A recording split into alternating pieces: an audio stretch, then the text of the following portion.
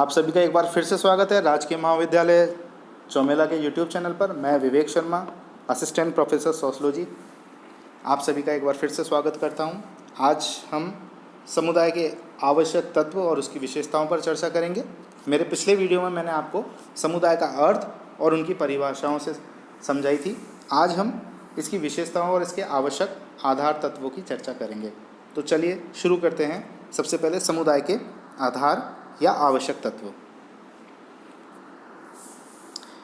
किसी भी समूह के समुदाय कहलाने अथवा समुदाय के निर्माण के लिए 3 आधारों का होना आवश्यक है। पहला व्यक्तियों का समूह, दूसरा निश्चित भौगोलिक क्षेत्र और तीसरा सामुदायिक भावना। चलिए इसकी हम विस्तार से चर्चा करते हैं। व्यक्तियों का समूह। किसी भी समुदाय के लिए व्यक्तियों का समूह प्रथम आवश्यकता है। व्यक्तियों के बिना न तो सामान्य सामाजिक जीवन की कल्पना की जा सकती है और न ही सामुदायिक भावना की। अतः व्यक्तियों का समूह समुदाय के निर्माण के लिए प्रथम प्रमुख आधार है। यानी कि अगर हम व्यक्तियों का समूह नहीं हो तो हम समुदाय की कल्पना ही नहीं कर सकते। अब हम निश्चित भौगोलिक क्षेत्र की चर्चा करते हैं। प्रत्येक समुदाय के लिए एक निश्चित भौगोलिक क्षेत्र का होना आवश्यक है। जब तक कोई समूह निश्चित भौगोलिक क्षेत्र में निवास नहीं करता तब तक उसे समुदाय नहीं कहा जा सकता। किसी भी गांव, नगर या राष्ट्र को इसलिए समुदाय कहा जाता है कि इनमें से प्रत्येक का अपना अपना निश्चित भौगोलिक क्षेत्र होता है। एक क्षेत्र विशेष में लंबे समय तक साथ साथ रहने और जीवन की सामान्य गतिविधियों में भाग लेने से लोगों में अपनत्व की भावना आती है। वे एक समूह विशेष को अपना समूह समझते हैं। निश्चित भौगोलिक क्षेत्र में एक दूसरे के निकट रहने के कारण ही लोगों में अंतःक्रिया की मात्रा भी बढ़ती है, जो सामाजिक संबंधों के निर्माण की दृष्टि से आवश्यक है। अब बात करते हैं सामुदायिक भावना की। इसे हम की भावना के नाम से भी पुकारते हैं। समुदाय के निर्माण के लिए व्यक्तियों के समूह तथा निश्चित भौगोलिक क्षेत्र के अलावा सामुदायिक भावना का होना भी अत्यंत आवश्यक है। सामुदायिक भावना का तात्पर्य हम सब एक हैं, यह हमारा समुदाय है, यह अन्य समुदायों से भिन्न है, इसके सुख दुख में हम सभी समान रूप से भागीदार हैं, हम सब दृढ़ता के सूत्र में बंधे हुए हैं आदि से हैं। सामान्यतः प्रत्येक समुदाय अन्य समुदायों के संदर्भ में एक संगठित इकाई के रूप में कार्य करता है। जब तक किसी निश्चित भौगोलिक क्षेत्र में निवास करने वाले लोगों में यह सामुदायिक भावना नहीं पनपती तब तक उसे हम समुदाय नहीं कह सकते। जब कुछ लोग लंबे समय से इकट्ठे साथ साथ रहते हैं और साथ साथ कार्य करते हैं, एक दूसरे के सुख दुख में भाग लेते हैं, सामूहिक हितों के प्रति जागरूक होते हैं और आवश्यकता पड़ने पर बड़े से बड़ा त्याग करने के लिए भी जब तैयार रहते हैं, तो उनमें हम की भावना या सामुदायिक भावना पनपना स्वाभाविक है। सामुदायिक भावना के अंतर्गत प्रमुखतः 3 बातें आती हैं। पहला, हम की भावना की अभिव्यक्ति। क्या होता है हम की भावना? हम की भावना व्यक्तियों को सुख दुख में साथ देने और मिलकर काम करने को प्रोत्साहित करती है। स्थान या क्षेत्र विशेष के साथ लोगों का विशेष लगाव पाया जाता है। वे अपने समुदाय के लोगों को अपना समझते हैं, उनमें भाईचारे के संबंध पाए जाते हैं। हम सब एक हैं, हमारे सबके हित सामान्य हैं और सब एक दूसरे के साथ जुड़े हुए हैं। इस प्रकार की बलवती भावना समुदाय के सदस्यों को एकता के सूत्र में बांधती है। दूसरी जो विशेषता है, योगदान या दायित्व निर्वाह की भावना। सामुदायिक भावना का एक अन्य तत्व सदस्यों में समुदाय के कार्यों में सम्मिलित होने और योग देने की भावना है। समुदाय से संबंधित अनेक ऐसे सामूहिक कार्य होते हैं जिन्हें पूरे समुदाय के सहयोग के बिना पूरा नहीं किया जा सकता। अतः विभिन्न सदस्य अपनी अपनी परिस्थितियों के अनुसार भूमिका निभाते हुए समुदाय के कार्यों में योग देते हैं, अन्य सदस्यों की सहायता करना अपना दायित्व समझते हैं। सामुदायिक भावना की तीसरी विशेषता है निर्भरता की भावना। सामुदायिक भावना के अंतर्गत निर्भरता की भावना एक आवश्यक तत्व है।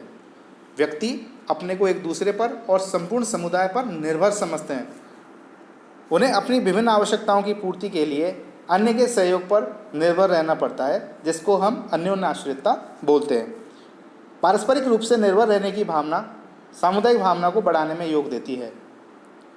वर्तमान समय में औद्योगिकरण, श्रम विभाजन, विशेषीकरण, नगरीकरण यातायात और संचार के साधनों का विकास, भौगोलिक दूरी में कमी, एक ही विश्व दृष्टिकोण, जनसंख्या की तीव्र वृद्धि एवं जनसंख्या में विविधता, व्यक्तिगत स्वार्थों का बढ़ना तथा द्वितीयक संबंधों की प्रधानता आदि कारणों से सामुदायिक भावना में कमी आती जा रही है।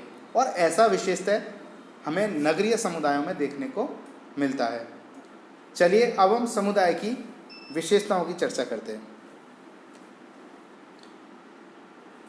सबसे पहली इसकी विशेषता होती है स्वतः विकास। समुदाय का निर्माण कुछ लोगों के द्वारा जानबूझकर या नियोजित प्रयत्नों द्वारा नहीं किया जाता। इसका तो समय के बीतने के साथ साथ स्वतः ही विकास होता है। जब कुछ लोग किसी स्थान विशेष पर रहने लगते हैं तो धीरे धीरे उनमें हम की भावना पनपती है और वे वहाँ रहने वाले सभी लोगों के समूह को अपना समूह समझने लगते हैं। इस प्रकार की भावना के विकसित होने पर वह समूह समुदाय का रूप ग्रहण कर लेता है। तो इसमें हमें समझने वाली बात यह है कि जिस प्रकार से हम विभिन्न समुदाय समूह का निर्माण करते हैं, इस प्रकार से समुदाय का निर्माण नहीं होता है, इसका स्वतः ही विकास होता है। जहाँ एक स्थान पर लंबे समय तक लोग रहते हैं, उनमें जब सामुदायिक भावना पनपती है तो वो अपने आप ही समुदाय को जन्म देती है। अगली जो विशेषता है वो है स्थायीपन। इसका तात्पर्य यह है कि प्रत्येक समुदाय एक निश्चित भौगोलिक क्षेत्र में स्थायी रूप से निवास करता है। किसी भी अस्थायी समूह जैसे कि भीड़, श्रोता समूह या खानाबदोश झुंड को समुदाय नहीं माना जाता, क्योंकि इनके साथ भौगोलिक क्षेत्र स्थायी रूप से जुड़ा हुआ नहीं है। समुदाय एक ही स्थान पर स्थायी रूप से बना रहता है जब तक कि भूकंप, तूफान, बाढ़ या युद्ध के कारण पूरी तरह से नष्ट न हो जाए। हम स्पष्टतः यह जानते हैं कि कौन सा समुदाय किस भौगोलिक क्षेत्र में बसा हुआ है। इसका कारण समुदाय के साथ स्थायित्व के तत्व का जुड़ा हुआ होना है। इसकी जो अगली विशेषता या लक्षण है वो है विशिष्ट नाम। प्रत्येक समुदाय का अपना एक विशिष्ट नाम होता है जो उस समुदाय के लोगों में हम की भावना जागृत करने और उसे बनाए रखने में योग देता है। प्रत्येक समुदाय के नाम के साथ एक विशिष्ट इतिहास जुड़ा होता है और उसे एक व्यक्तित्व प्रदान करता है। उदाहरण के लिए दिल्ली एक ऐसा समुदाय है जिसके नाम के साथ एक लंबा इतिहास जुड़ा हुआ है जो उसे विशिष्टता प्रदान करता है। इसकी जो अगली विशेषता है वो है मूर्तता। मूर्तता का मतलब होता है कि जिसे हम देख सकते हैं। समुदाय एक मूर्त समूह है। इसका कारण यह है कि एक निश्चित भूभाग पर बसे मनुष्यों के समूह के रूप में हम उसे देख सकते हैं। यद्यपि समुदाय से संबंधित विभिन्न नियमों को तो नहीं देखा जा सकता, परंतु मनुष्यों के रूप में उसे अनुभव अवश्य किया जा सकता है। व्यापक उद्देश्य। समुदाय का विकास किसी एक या कुछ विशिष्ट उद्देश्यों के लिए नहीं होता। यह तो व्यक्ति के जीवन की विभिन्न गतिविधियों का केंद्र स्थल होता है। इसमें अनेक समूह, समितियां एवं संस्थाएं समाहित होती हैं जो समुदाय के व्यापक लक्ष्यों की पूर्ति में योग देती है। समुदाय के उद्देश्य इस दृष्टि से भी व्यापक हैं कि यह किसी व्यक्ति विशेष, समूह विशेष या वर्ग विशेष के हित या लक्ष्यों की पूर्ति के लिए कार्य न करके सभी व्यक्तियों एवं समूहों के सभी प्रकार के लक्ष्यों की पूर्ति का कार्य करता है। सामान्य जीवन। प्रत्येक समुदाय के कुछ सामान्य रीति रिवाज, परंपराएं, विश्वास, उत्सव एवं त्यौहार तथा संस्कार आदि होते हैं जो उस समुदाय के लोगों के जीवन में एक रूपता उत्पन्न करने में योग देते हैं। समुदाय में ही व्यक्ति की आर्थिक, सामाजिक, राजनैतिक, धार्मिक, सांस्कृतिक आदि आवश्यकताओं की पूर्ति होती है। यहीं उसका संपूर्ण जीवन व्यतीत होता है। इस दृष्टि से समुदाय सामान्यताओं का एक ऐसा क्षेत्र है जहाँ व्यक्ति इस या उस उद्देश्य की पूर्ति के लिए नहीं बल्कि अपना सारा जीवन बिताने के लिए रहता है। इस प्रकार समुदाय में सदस्यों का संपूर्ण जीवन सामान्य रूप से व्यतीत होता है। अगली जो विशेषता है वो है सामान्य नियम व्यवस्था। गिल्सवर्थ ने नियमों की सामान्य व्यवस्था को समुदाय की एक बहुत ही महत्वपूर्ण विशेषता माना है। सामान्य नियमों के माध्यम से सदस्यों के व्यवहार को निर्देशित किया जाता है, उन पर नियंत्रण रखा जाता है। सामान्य नियमों से निर्देशित होने के कारण ही एक समुदाय विशेष के लोगों के व्यवहार में बहुत कुछ हमको समानता देखने को मिलती है। सामान्य नियम व्यवस्था का प्रभाव छोटे समुदाय जैसे ग्राम समुदाय या जनजातीय समुदाय में विशेषतः पाया जाता है, जहां अनौपचारिक साधनों या अलिखित नियमों द्वारा व्यक्ति के व्यवहारों को निर्देशित और नियंत्रित किया जाता है। अगली इसकी जो विशेषता या लक्षण है वो है आत्मनिर्भरता। समुदाय को एक आत्मनिर्भर समूह माना गया है जो अपनी सभी आवश्यकताओं की पूर्ति स्वयं ही कर लेता है। इसका तात्पर्य यह है कि उसे किसी अन्य समुदाय पर निर्भर रहने की आवश्यकता नहीं पड़ती। समुदाय की यह विशेषता आदिम समुदाय, जनजाति समुदाय या छोटे समुदायों में पाई जा सकती है, वर्तमान समय के बड़े समुदायों में नहीं। आज तो छोटे समुदाय जैसे गांवों तक को अन्य ग्रामीण या नगरीय समुदायों पर निर्भर रहना पड़ता है।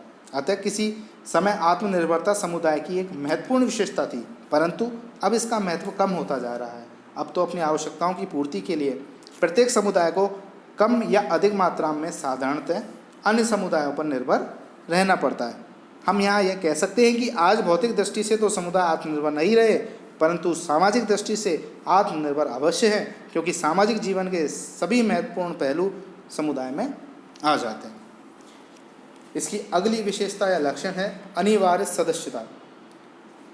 प्रत्येक व्यक्ति किसी न किसी समुदाय का सदस्य अवश्य होता है। वह किसी न किसी क्षेत्र विशेष में अन्य लोगों के निकट रहता है, उनके साथ अंतःक्रिया करता है। उसे अपनी विभिन्न आवश्यकताओं की पूर्ति के लिए किसी न किसी क्षेत्रीय समूह अर्थात समुदाय में रहना पड़ता है। एक क्षेत्र विशेष में लंबी अवधि तक अन्य लोगों के साथ रहने में उसमें अपने समुदाय के प्रति एक लगाव या अपनापन पैदा होता है। आज के युग में भौगोलिक और सामाजिक गतिशीलता के बढ़ जाने से लोग एक भौगोलिक क्षेत्र में दूसरे भौगोलिक क्षेत्र में चले जाते हैं, एक समुदाय को छोड़कर किसी अन्य समुदाय में जाकर रहने लग जाते हैं। परंतु इतना अवश्य है कि सामान्यतः प्रत्येक व्यक्ति किसी न किसी समुदाय का सदस्य अवश्य होता है। तो विद्यार्थियों, आज हमने समुदाय की लक्षण, विशेषता और उसके आधारों पर चर्चा की। मैं उम्मीद करता हूँ कि आपको ये अच्छे से समझ में आए होंगे। आप असाइनमेंट के रूप में घर पर समुदाय की प्रमुख विशेषताओं को लिखकर तैयार करेंगे। धन्यवाद।